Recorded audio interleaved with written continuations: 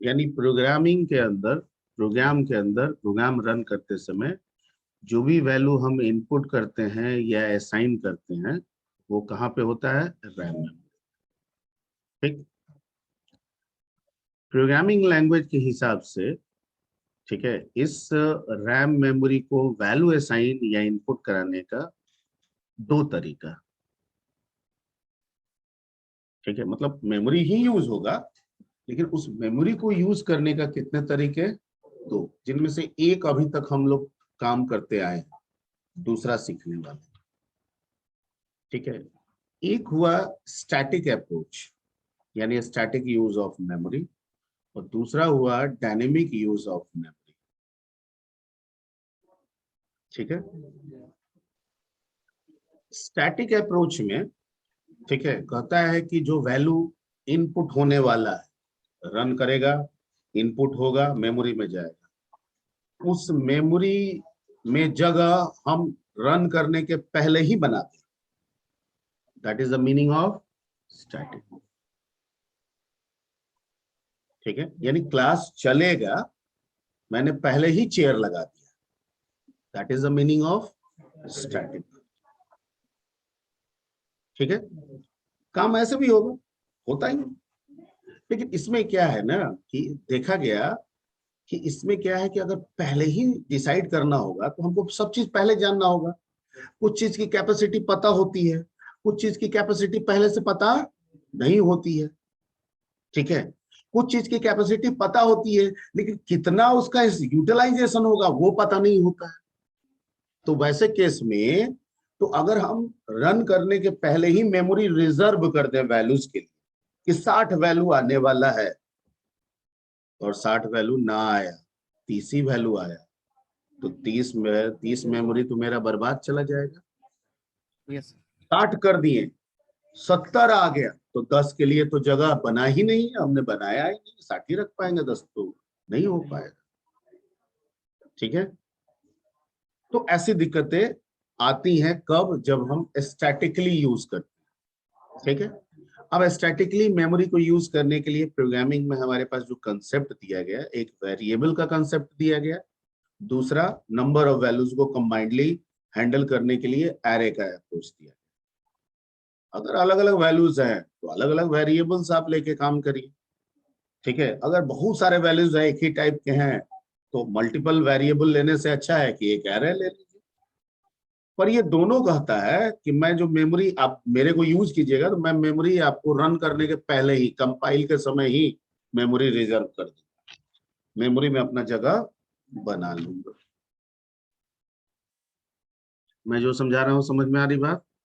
Okay, yes तो बना तो लेगा, लेकिन अगर मान लीजिए 5 वेरिएबल ले लिए, ठीक है, अब यूज आप 3 ही किए, तो जगह तो वो 5 का ले लिया, यूज कितना हो रहा है, 3, 2 बर्बाद जा रहा है। एरे 10 का बना लिए, वैल्यू एंट्री 5 कराए, 5 क्या जा रहा है, बर्बाद जा रहा है। कंपाइलेशन में हमेशा ऐसा दिक्कत होगा।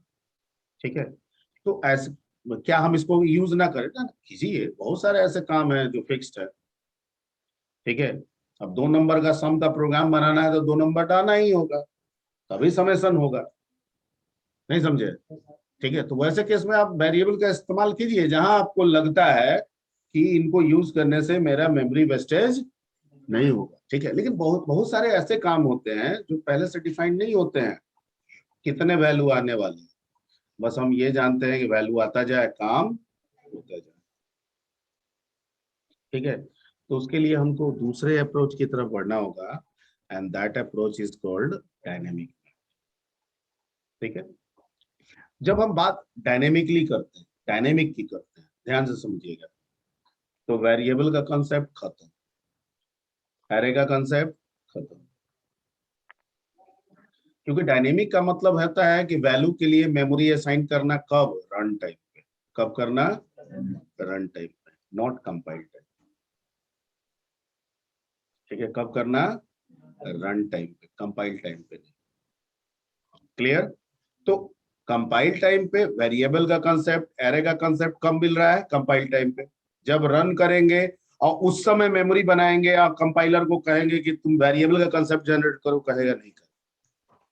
ये तो कंपाइल टाइम के लिए, तो फिर कैसे होगा? ठीक है, तो उसके लिए आपको व्यवस्थाएं दी जाएंगी कि आप रन टाइम पे मेमोरी को एलोकेट कर सकते हैं। तो ठीक है सर, व्यवस्थाएं तो दे देंगे, मेमोरी बनेगा। मान लीजिए इंटीजर के लिए 2 बाइट चाहिए, 2 बाइट बनेगा। वो 2 बाइट को कैसे मैनेज करेंगे प्रोग्राम में? वेरिएबल है ही नहीं। ठीक है, रन टाइम में वेरिएबल कोई दिक्कत नहीं है। जो 2 बाइट बना है ना, उसका एड्रेसिंग, और उस एड्रेस को हम किस में रख लेंगे? पॉइंटर में रख लेंगे। नहीं समझे? ठीक है, रन टाइम पे 2 बाइट हम एलोकेट करेंगे, वो हमको एड्रेस देगा, हम उस एड्रेस को किस में रख लेंगे? मेरा काम हो जाएगा। सर पॉइंटर का भी तो एड्रेस होता है, वो भी तो 2 बाइट रखता है। हाँ बिल्कुल होता है उसका, अभी तो हम जनरल वैल्यू की बात कर रहे हैं ना। ठीक है, मैं 1 मिनट। अच्छा, प्रोजेक्टर नहीं है सॉरी।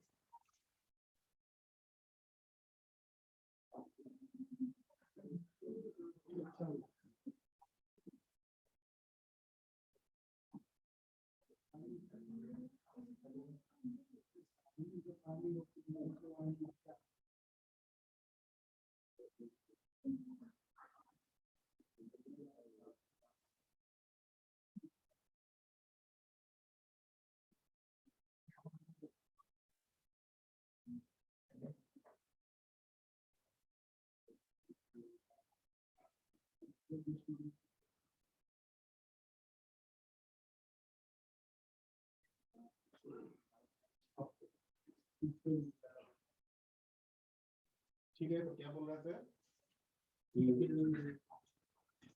Dynamic memory. तो इसमें हमारे पास जब डायनेमिक मेमोरी, हम कंपाइलर को कहेंगे कि रन के समय एक इंटीजर वैल्यू आ रहा है, तो रन के समय ही कहेंगे कि मेमोरी में कितना बाइट एलोकेट करूं। कंपाइलर कहता है बिल्कुल मैं एलोकेट करा दूंगा, ओएस को बोलूंगा एलोकेट कर देगा, ओएस उस 2 बाइट का एड्रेस रिटर्न करेगा। ठीक है, तो सर हमको तो उस 2 बाइट को यूज करने के लिए एड्रेस रखना होगा, तो क्या दिक्कत है? मैं तो आपको पॉइंटर का कंसेप्ट दे रहा हूं। ठीक है, तो इसका मतलब कि अगर डायनेमिक मेमोरी हम यूज कर रहे हैं, तो बिना पॉइंटर के हम एक कदम आगे नहीं बढ़ सकते, हमें पॉइंटर चाहिए ही चाहिए। और मैंने शुरू में ही आपको पॉइंटर का 2 बेनिफिट बताया, एक मेमोरी को डायरेक्ट एक्सेस करना, और दूसरा डायनेमिक मेमोरी यूज करना। बताए थे? क्लियर? ओके। अब करेंगे कैसे? ये तो डायनेमिक मेमोरी का कंसेप्ट हुआ। अब करेंगे कैसे? तो इसके लिए सी एक फंक्शन देता है जिसको मैलॉक बोलते हैं। क्या बोलते हैं? मैलॉक, वैसे कैलॉक भी है। ठीक है, तो पहले एक को समझते हैं, दूसरा ऑटोमेटिक समझ जाइएगा। तो उसके लिए रन टाइम में मेमोरी को एलोकेट करने के लिए, ठीक है, क्या देता है? Function malloc. और ये स्टेडी लिब या malloc dot H header file में डिफाइन, यानी जब भी हम इस फंक्शन का इस्तेमाल करेंगे, हमको ऊपर में जो stdio डॉट एच लिखते हैं ना, वहां पे std lib डॉट एच लिखना होगा या malloc डॉट एच लिखना होगा। हाँ, उसमें ऐड हो जाएगा। क्लियर? ठीक, ओके। अब कैसे करेंगे वो सिंटेक्स मैं आपको लिखूंगा, बिल्कुल बताऊंगा। ठीक है, अभी सुनना है, पहले दिमाग में भर जाए कुछ बात।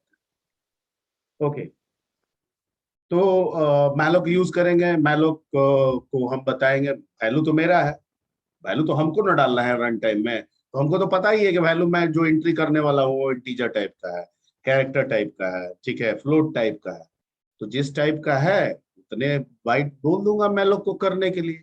मैलोक को कहूंगा 2 बाइट, इसका मतलब मैं इंटीजर वैल्यू एंट्री करने वाला हूँ। मैलोक को कहूंगा 4 बाइट, इसका मतलब मैं फ्लोट वैल्यू एंट्री करने वाला हूँ। तो जिस भी टाइप, जैसा टाइप का वैल्यू मैं इनपुट करने वाला हूँ रन टाइम में, वैसा मैं मैलोक को बता दूंगा, वो उतना बाइट एलोकेट कर देगा। ठीक है, उसका एड्रेस दे देगा, हम उस एड्रेस को पॉइंटर में रख लेंगे। ठीक है, ओके। और उस पॉइंटर के थ्रू हम उस मेमोरी में इनपुट करा लेंगे, उस मेमोरी से वैल्यू को आउटपुट दे देंगे। ठीक है, पॉइंटर से आप इनपुट कराए ना अभी तक, पॉइंटर से आउटपुट कराए ना, वैसे यहां भी कर लेंगे। Point clear? Any doubt? दूसरा पॉइंट कि जो स्टैटिक मेमोरी है, जो कंपाइलर आपके लिए वैल्यू, आपके वैल्यूज के लिए व्यवस्था बना रहा है, ध्यान से समझिएगा, वो व्यवस्था कंपाइलर बना के तो दे रहा है, पर उस बनाई गई व्यवस्था से रिलेटेड जो मेमोरी है, उस मेमोरी को काम करने के बाद आप हटा नहीं सकते। नहीं समझे? मतलब आपने एक सी का प्रोग्राम बनाया, इंट एक्स वाई लिख दिया, तो x का 2 बाइट, y का 2 बाइट, आप समझ रहे हैं, कंपाइलर भी 2 बाइट एलोकेट किया, ठीक है, आप इनपुट कराए, आउटपुट कराए, जो भी कर दिए, प्रोग्राम से बाहर निकल दिए, तो आप समझ गए कि x y खत्म हो गया। नहीं, वो 2 बाइट का मेमोरी अभी भी उसी में बना हुआ है, और सी के लिए ही है, वो आपके प्रोग्राम के लिए ही है, और वो तब तक कोई दूसरा प्रोग्राम उस मेमोरी को यूज नहीं कर पाएगा जब तक गार्बेज कलेक्टर आके उसको हटा ना दे। गार्बेज कलेक्टर ऑपरेटिंग सिस्टम का अपना जॉब होता है, ठीक है। वो जो आप रिफ्रेश करते हैं ना, रिफ्रेश, वो रिफ्रेश कुछ नहीं है, वो गार्बेज कलेक्टर को प्रमोट करते हैं। आप किसको करते हैं? Garbage collector. आप कहते हैं ओएस के गार्बेज कलेक्टर को, जाओ मेमोरी को घूमो, देखो, ठीक है, कौन कौन कूड़ा कचरा पड़ा हुआ है। कूड़ा कचरा का क्या मतलब हुआ? मतलब ये चीज यहाँ है, इसका यूटिलाइज करने वाला एप्लीकेशन नहीं है, तो नहीं है तो ये कूड़ा करकट ही न हो गया, ठीक है, तो इसको हटाओ, तो वो हटा देता है, ठीक है। लेकिन जब तक वो नहीं हटा रहा है, तब तक तो इसका इस्तेमाल कोई दूसरा एप्लीकेशन नहीं कर रहा है, ठीक है। ये स्टैटिक का रूल है। किसका रूल हो गया? स्टैटिक का। आप कर भी नहीं सकते, ठीक है। स्टैटिक जो ऑक्युपाइड मेमोरी है, इसको आप नहीं हटा सकते हैं, ठीक है। ये जब हटाएगा, गार्बेज कलेक्टर हटाएगा। कौन हटाएगा?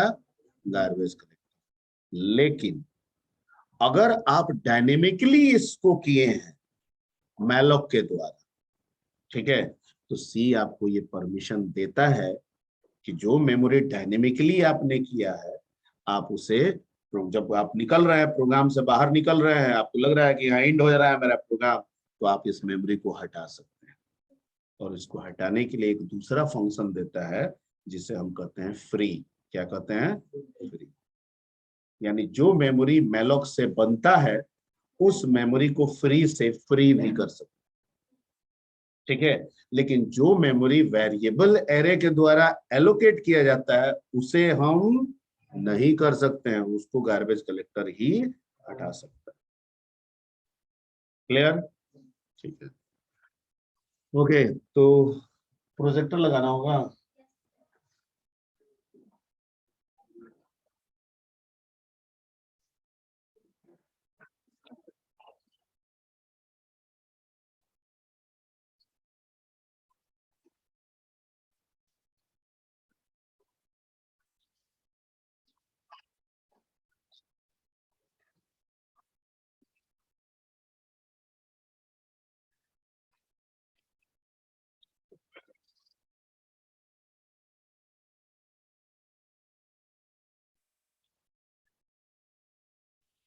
इसका मोड बदलना होगा ना जी।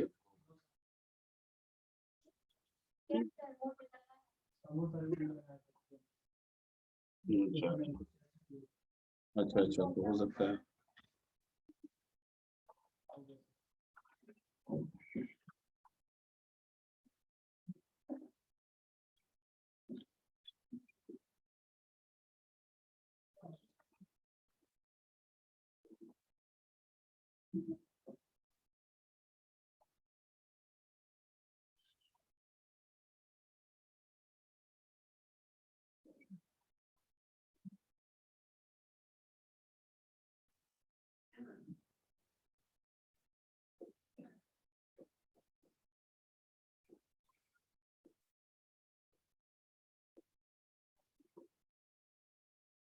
पिछले क्लास में आपके जो सीनियर भैया आए थे, जो लोग, उनसे एलुमनाई मीटिंग जो पिछले क्लास में चल रहा, आप लोग उससे मिले थे आप लोग?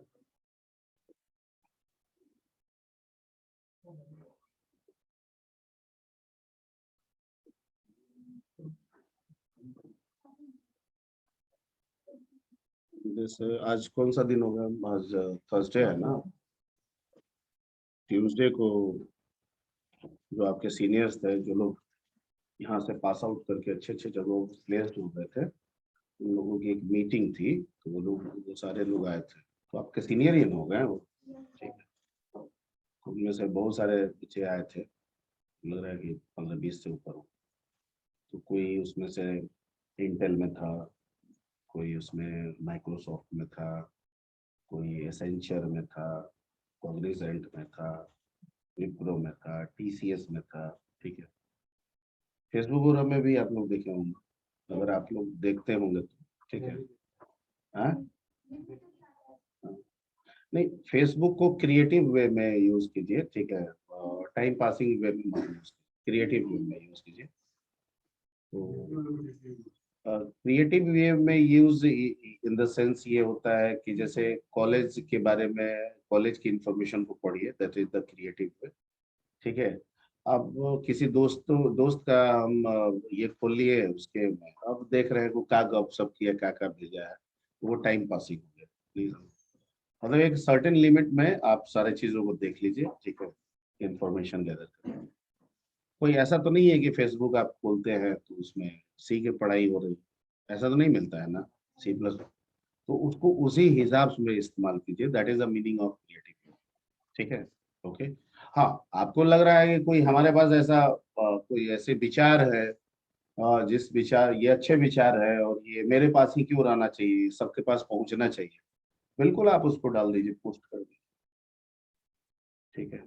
That is the basic meaning of social media. उसका मतलब पॉजिटिवली उसका इस्तेमाल कीजिए, टाइम पासिंग नहीं कीजिए, ठीक है। तो वो सारे आपके सीनियर्स आए थे, ठीक है। तो वो सीनियर्स कहीं कभी यहीं पे बैठ के पढ़ा करते थे, आज वो इंटेल में है, इंफोसिस में है, माइक्रोसॉफ्ट में है, ठीक है। तो अब मिले ही नहीं, पता नहीं, हो सकता है आपकी क्लास खत्म हो गई होगी। मिले थे ना? हाँ, आए थे ना, और जो भी आए तो मिले थे, तो काफी कुछ बताए थे, ठीक है। तो जो आप पढ़ रहे हैं ना, ये काफी इम्पोर्टेंट है, ठीक है, यही इम्पोर्टेंट है। हाँ बिल्कुल, यही सब इम्पोर्टेंट है, ठीक है। ये जो सीख रहे हैं यहाँ पे, ये सब इम्पोर्टेंट, ये बेसिक्स है, ठीक है। हालांकि हम लोग एडवांस लेवल पे भी पढ़ाई करते हैं, पर बेसिक्स जो है अगर अपना स्ट्रॉन्ग कर लीजिएगा, शुरू से लग के कर लीजिएगा, तो बिल्कुल जैसे आपके वो भैया इंफोसिस और इंटेल में है, वैसे आप भी इंफोसिस और इंटेल में जाएंगे, ठीक है। लेकिन उसके लिए क्या करना होगा, बेसिक्स सी का। हाँ, नहीं, सभी का प्लेसमेंट आपके सीमेज कॉलेज से ही हुआ है मोस्ट, ठीक है, जितने भी। जैसे यहाँ पे क्या हुआ कि हाँ, अब इसमें बिल्कुल आपका क्वेश्चन सही है। जैसे वो कुछ लोग यहाँ से विप्रो प्लेस्ड होके गए, कुछ लोग टीसीएस में प्लेस्ड होके गए, कुछ लोगों ने विप्रो में काम किया, विप्रो में काम करने के दौरान उनको दूसरे जगह से अप्रोच आ गया, ठीक है, वो वहां से स्विच कर गए, ठीक है, फिर वो वहां से स्विच कर गए, नहीं समझे, ठीक है। तो स्विच करते करते कोई इंटेल पहुंच गया, कोई माइक्रोसॉफ्ट पहुंच गया, ठीक है। कुछ लोग अब तो बहुत सारे का ग्रेजुएशन लेवल पे आ गया, ठीक है। कुछ लोग एमसीए भी किए, वहां से भी चले गए, ओके।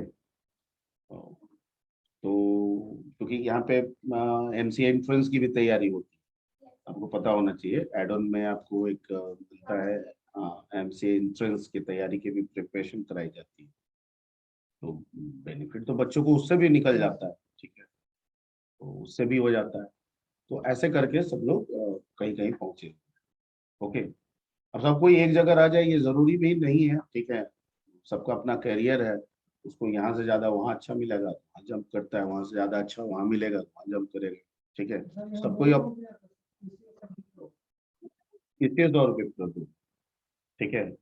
पिछले कुछ सालों में लगातार 5-5 6-6 बार करीब करीब आती थी विप्रो, इवन कोरोना में भी विप्रो प्लेस किए, ओके। तो ये मैटर वो नहीं है, मैटर ये है, वो समझना नहीं है, ठीक है। मैटर ये है कि किसी एक इंडस्ट्री में घुस जाना, मैटर ये नहीं है कि वो तो हम आपको बोल रहे हैं कि भाई आप देखिए समझिए, मैटर ये है कि आप पढ़िए बढ़िया से और एक इंडस्ट्री में चले जाइएगा। ठीक है, पहला पावदान आपको मिल जाएगा, बाकी के पावदान आप आराम से चढ़ जाइए। ठीक है, अभी तो आपके पास पहला ही पावदान नहीं है, उस पहले पावदान की खोज के लिए ये सारे काम आप कर रहे हैं। ठीक है, कैरियर के जैसे पहला पावदान आपको दे दिया जाएगा, आप ऑटोमेटिकली उसके बाद आप चल जाइए। उसके बाद तो दूसरा सीढ़ी आपको दिख रहा है, तीसरा सीढ़ी आपको दिख रहा है, चौथा सीढ़ी आपको दिख रहा है। समझ गए मेरी बात? ठीक है, तो जो अपॉर्चुनिटी मिल जाए, ठीक है, उसको गेन कीजिए, डोंट मिस एनी अपॉर्चुनिटी। ठीक है, पहला जो अपॉर्चुनिटी आपके हाथ में आ जाए उसी को अपना सीढ़ी बनाइए, उसी से आगे बढ़ो। ठीक है, और ये बातें आपको सिखा रहे हैं, ये बातें उन बच्चों को भी सिखाए, यही बातें बोली गई थी। ठीक है, वो लोग इस पे काम किए। ठीक है, तो ये सब दिमाग में रखना है और उस अनुसार काम करना है, अपने आप को सेट करना है। ओके, तो यहाँ पे हम लोग आगे बढ़ते हैं। C programming, BSc IT.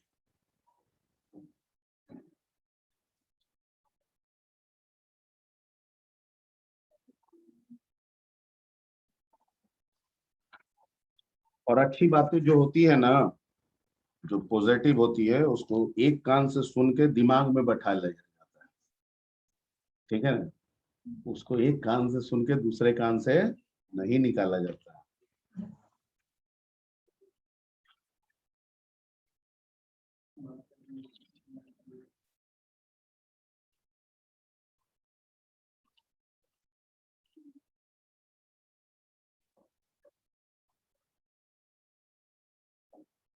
चलिए, तो हम लोग आज बात कर रहे हैं किसकी?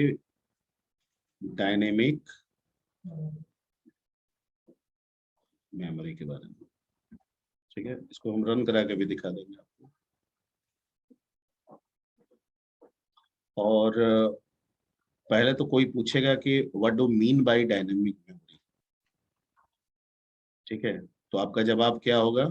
Dynamic memory means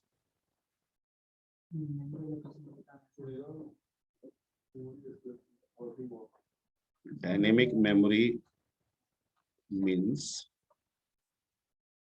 to allocate memory, to allocate memory for the values at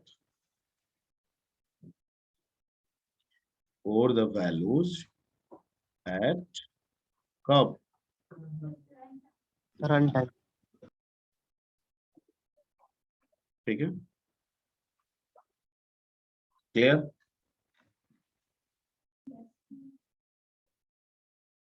एक लाइन में जवाब देना है। Dynamic memory means to allocate memory for the values at run time, not compile time. Point clear?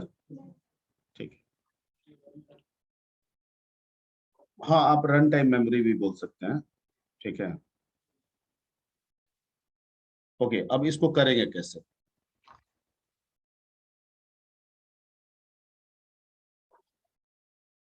तो इसके लिए हमारे पास कौन सा फंक्शन है?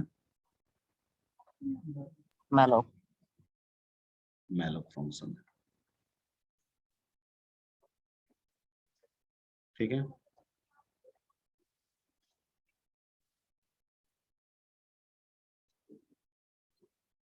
Sorry, this function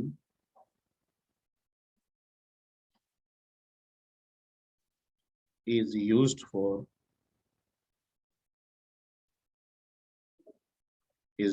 for allocating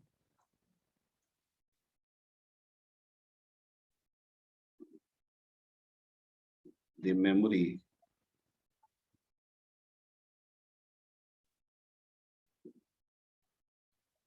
for the values for the specific type values। क्या? क्योंकि value आपका है तो टाइप तो पहले से होगा ना जी, कि आप इंटीजर वैल्यू डालना चाहते हैं कि कैरेक्टर ठीक है, for their specific type values एट कब, ठीक है, ये किसमें डिफाइंड है? Malloc dot h. It is defined under malloc.h या फिर stdlib.h, कोई एक लगाइएगा।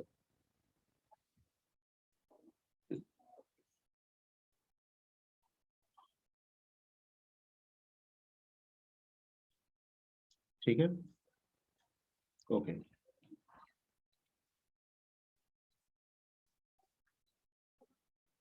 द malloc फंक्शन, क्या आईडी? LIB, हाँ एल थोड़ा बड़ा कर देते हैं, ठीक है। द malloc फंक्शन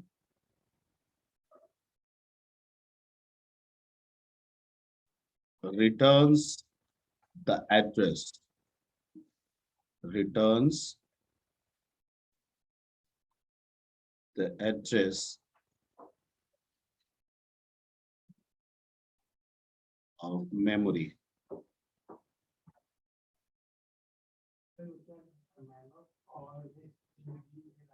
LIB, हाँ ठीक है। The malloc function returns the address of memory which should be stored by, किसके द्वारा? Very good, stored by pointer, बिल्कुल सही।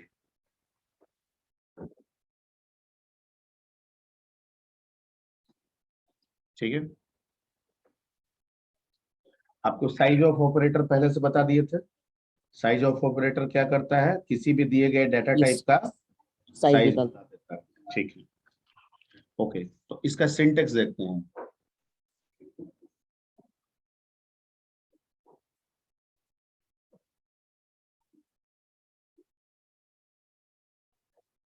रिसीवर के तौर पे तो कोई पॉइंटर आपको रखना होगा,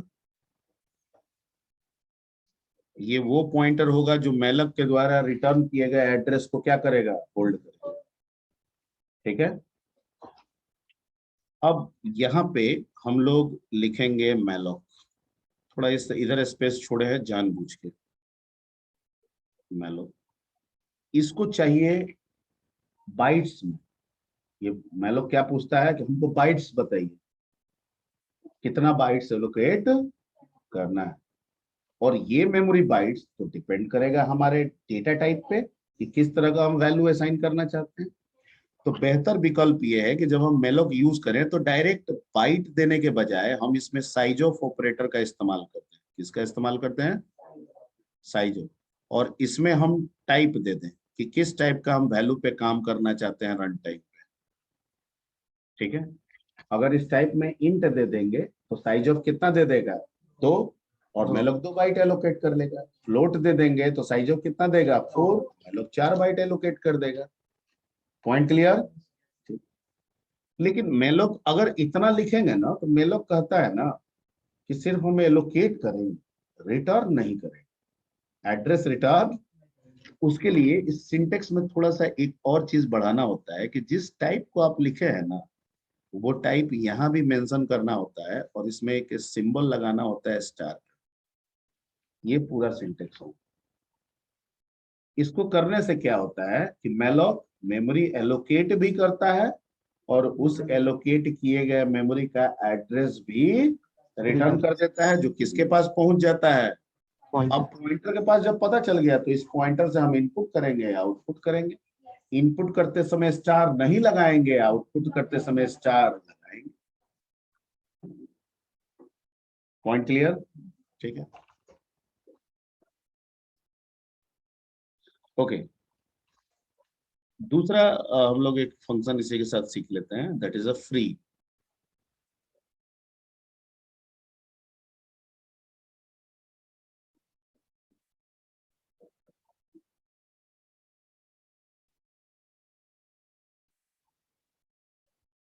ठीक है, we know C has no concept of garbage collector.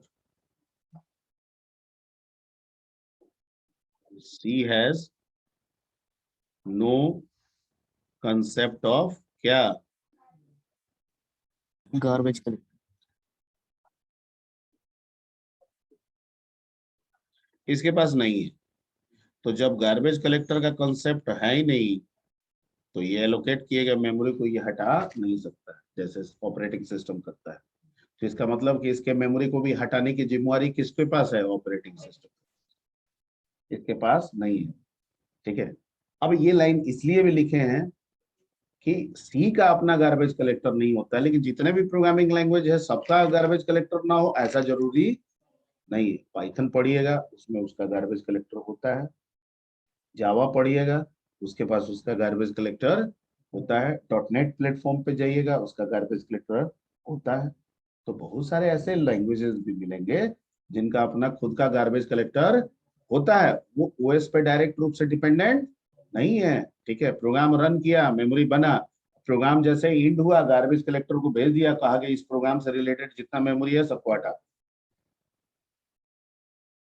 No matter कि वो कंपाइल टाइम है रन टाइम। ठीक है, लेकिन सी में तो ऐसा है ही नहीं। तो अगर ऐसा नहीं है तो इसका दो मतलब, एक मतलब कि कंपाइल टाइम पे जो मेमोरी एलोकेट हो रहा है उसे आप हटा नहीं सकते हैं, लेकिन रन टाइम पे जो मेमोरी आप बना रहे हैं उसे आप हटा सकते हैं। ठीक है, तो we know C has no concept of garbage collector. ठीक है, it means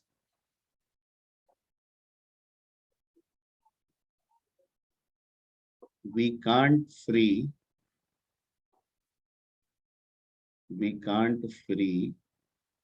the memory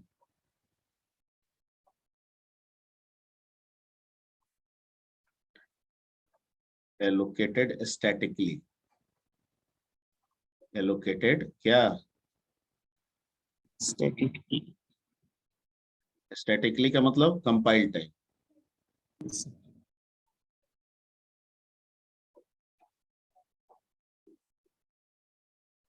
Statically, ठीक है, it means we can't free the memory allocated statically, but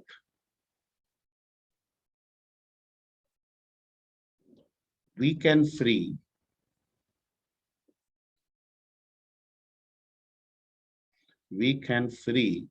the memory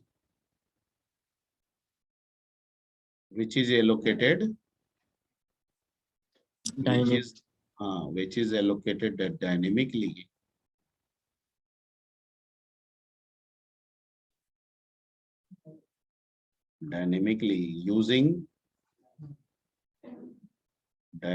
using कौन सा? हाँ, using free function। ओके, तो इसका मतलब कि हम कह सकते हैं कि free function can be use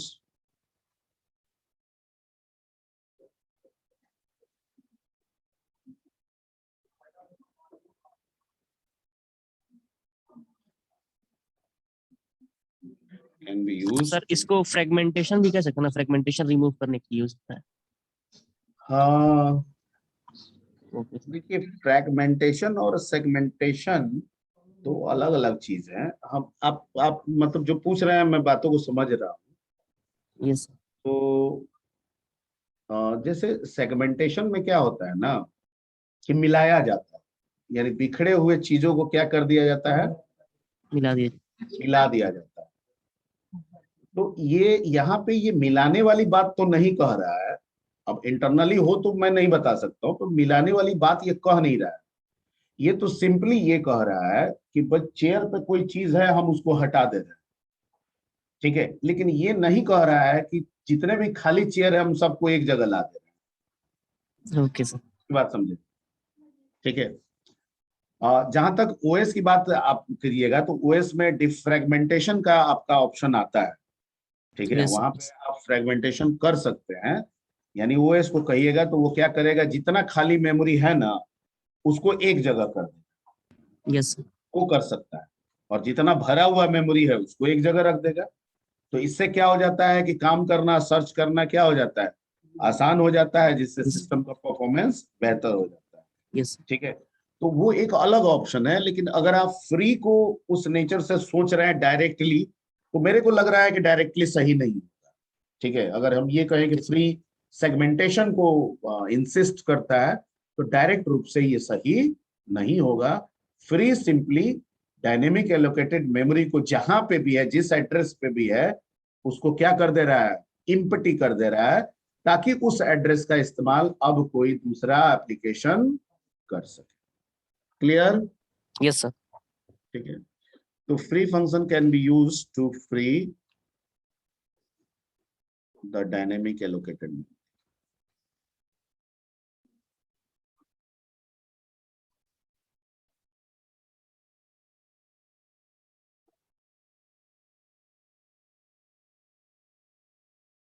ठीक है, सिंटेक्स बड़ा आसान है इसका,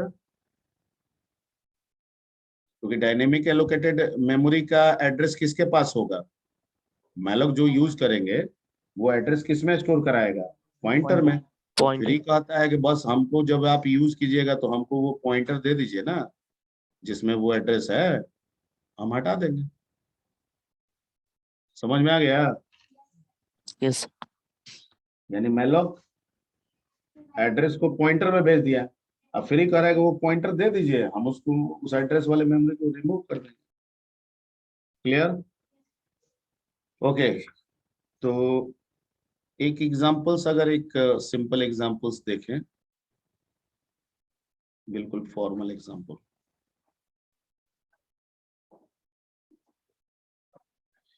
बाकी हेडर फाइल ऊपर लगा लीजिएगा आप।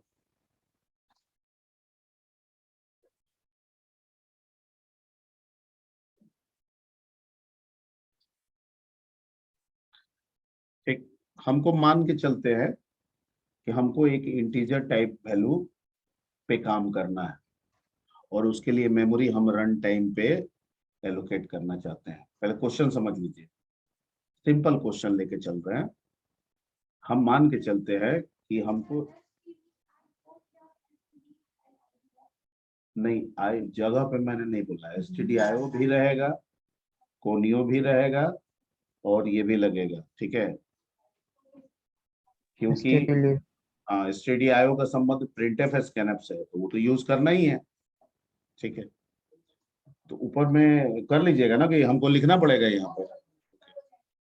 तो हम अभी प्रोग्राम एक सिंपल उठा के चलते हैं, जिसमें प्रोग्राम का मोटो ये है कि हमको रन टाइम पे एक इंटीजर वैल्यू के लिए मेमोरी एलोकेट करना है, वो वैल्यू इनपुट कराना है, और उस वैल्यू को डिस्प्ले करना है।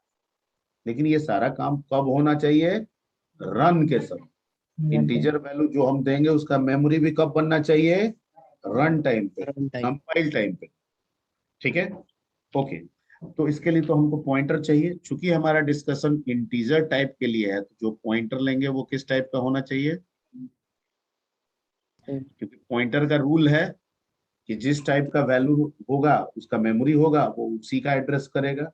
तो अगर हम इंटीजर वैल्यू पे काम करना चाहते हैं तो पॉइंटर भी इंटीजर रखना होगा। अगर हम फ्लोट वैल्यू पे काम करना रन टाइम पे चाहते हैं तो पॉइंटर भी फ्लोट रखना। क्लियर?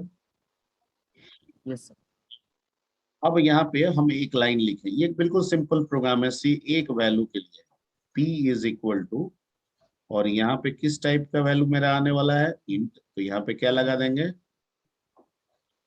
इंट स्टार, और यहाँ पे क्या कर देंगे, मैलोक,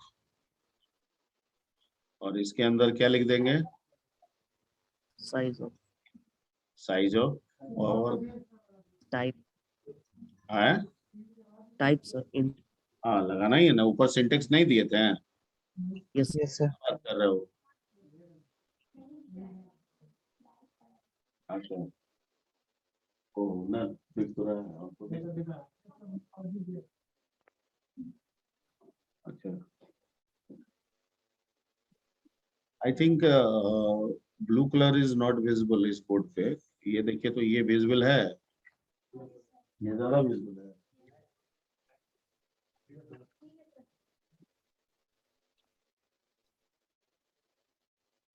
ठीक है, तो आपका जैसे प्रोग्राम रन करेगा ये स्टेटमेंट मिलेगा, 2 बाइट रन टाइम पे एलोकेट करेगा, उसका एड्रेस किसके पास भेज देगा, पी के पास। ठीक है, पी में आ गया।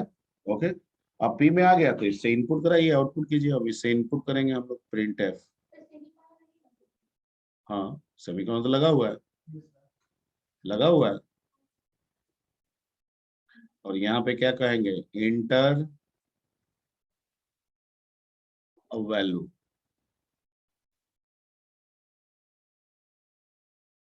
ठीक है, यहाँ क्या लगाएंगे, स्कैन स्कैनफ। टाइप क्या है, इंटीजर, तो क्या लगाएंगे, %d। ठीक है।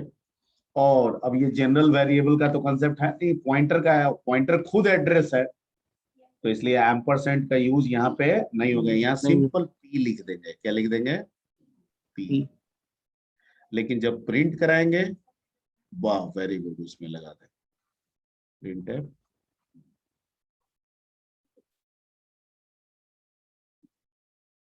Your value is equal to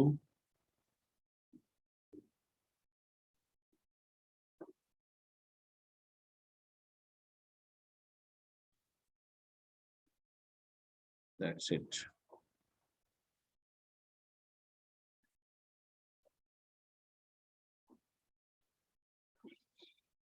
programme बन गया। ठीक है, हाँ, अरे एब्सोल्युटली राइट। प्रिंट करने के बाद अगर इफ यू वांट टू कि हम सर अपना हटा देना चाहते हैं, डाल दीजिए यहीं पे लास्ट में गेट सीएच के पहले क्या लगा दीजिए, फ्री। और इसमें किस पॉइंटर को लिख दीजिए, P। गेट सीएच के बाद भी कर सकते हैं, कोई दिक्कत नहीं है, पहले बाद में जब भी चाहें। ठीक है, अब एक इस प्रोग्राम को रन करा देते हैं ताकि आपको समझ में आ जाए कि हाँ, इसमें हम कोई वेरिएबल नहीं लिए हैं, सिर्फ एक पॉइंटर लिए हैं और मैलक से इस्तेमाल से काम करना है।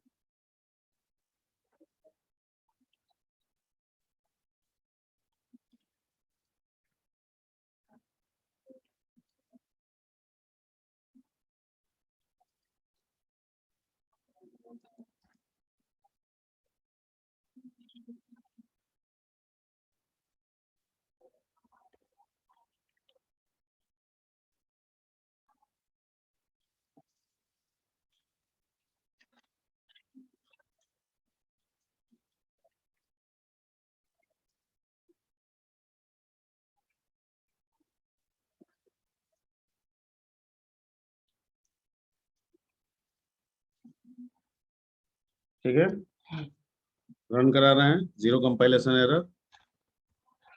क्या कह रहा है, इंटर वैल्यू कुछ भी डाल दिए।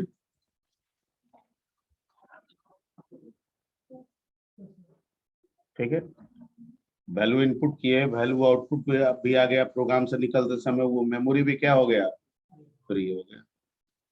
ठीक है, तो ये प्रोग्राम के एफिशिएंसी को क्या कर रहा है, बढ़ा दे रहा है। ठीक है, ओके। अब हम अगर इसी काम को, इसी एक चीज को अगर हम लूप में रिपीट कर दें, ठीक है, मान लीजिए 10 बार का लूप चला दे, तो 10 बार का मेमोरी एलोकेशन हो जाए, नहीं हो जाएगा।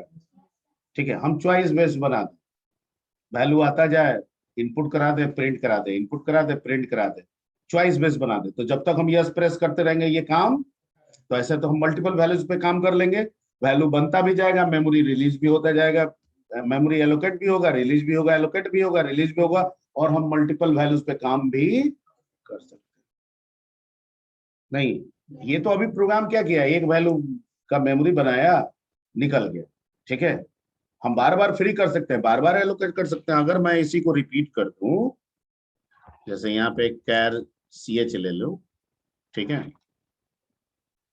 और इस पूरे प्रोसेस को मैं डू लूप बताया था ना, और यहाँ पे मैं क्या कर दूं, यहाँ पे मैं पूछ लू प्रिंट एफ मोर यस नो, ठीक है, एक चॉइस दे देता हूं, और इस चॉइस को मैं एक्सेप्ट कर ले रहा हूं किसमें, get C H E. Get C H E क्या करता है, गेट सी एच ई और get C H A R, तीनों में क्या डिफरेंस है। गेट सी एच क्या करता है, एक कैरेक्टर इनपुट करता है लेकिन दिखाता नहीं है।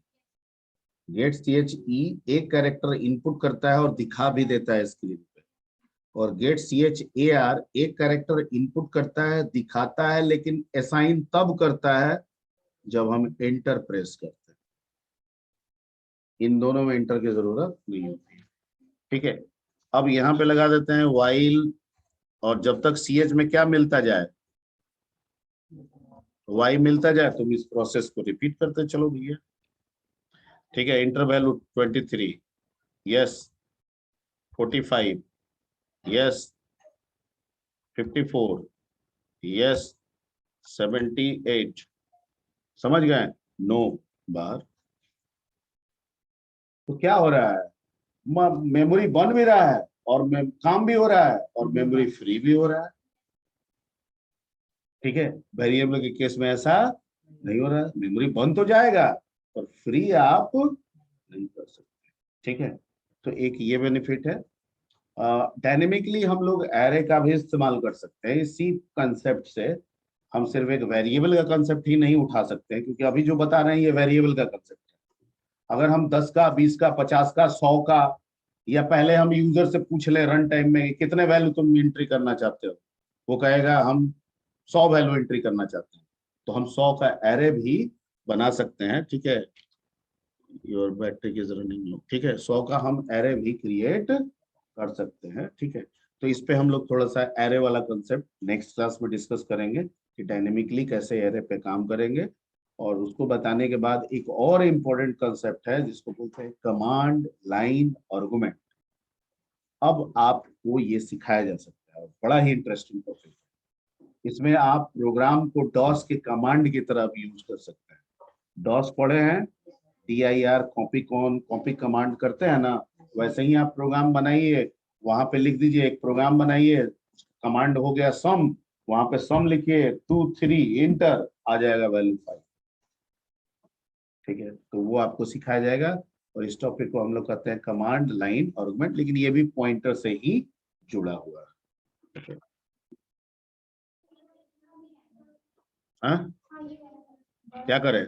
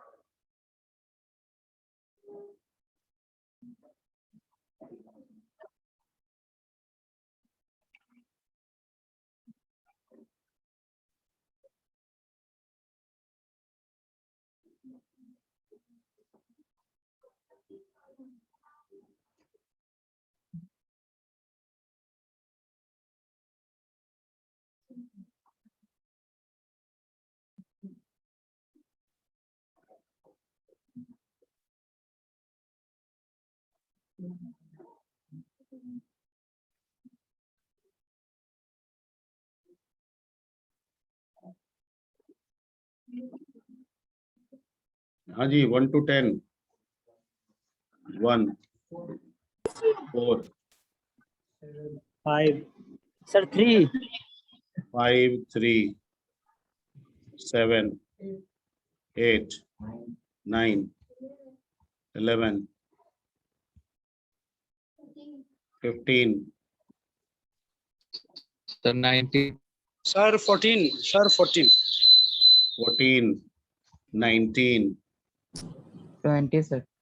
20 21 to 30 23, sir. एक minute 22 23 21 25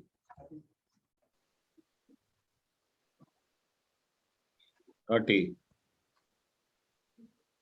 31 to last 36, sir. 34 36 37, sir. 31 37 that's it. 28. 28